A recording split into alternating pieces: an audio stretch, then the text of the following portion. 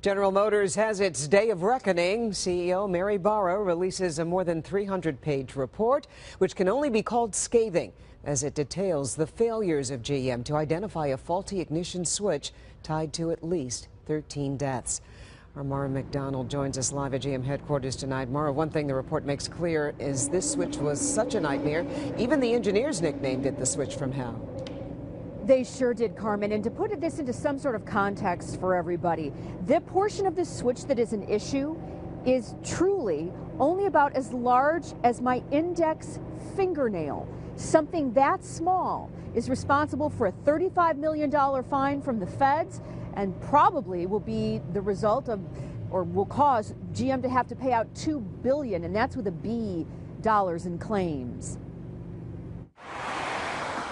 As far as corporate crises go, it really doesn't get any bigger than this one. I hate sharing this with you just as much as you hate hearing it. But I want you to hear it. And in fact, I want you to remember it. I want you to never forget it. Because this is not just another business crisis for General Motors.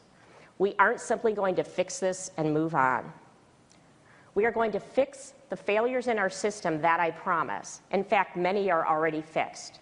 CEO Mary Barra stood front and center and owned it. All 300-plus pages of an internal report that highlights a dysfunctional culture at GM that allowed a deadly defect to go out on the road for years. We are better than this, but we have to own this problem, and we have to have the courage to deal with it in the right way.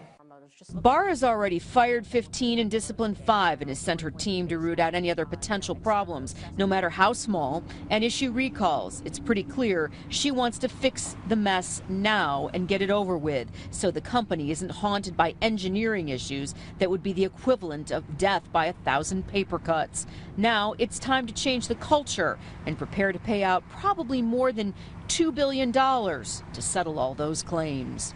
We will be implementing a compensation program for those who lost loved ones who have suffered serious injuries as a result of the ignition switch failure.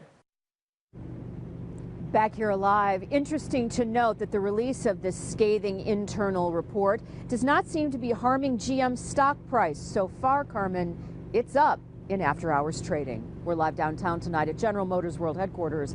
Mara McDonald, Local 4. All right, thank you, Mara.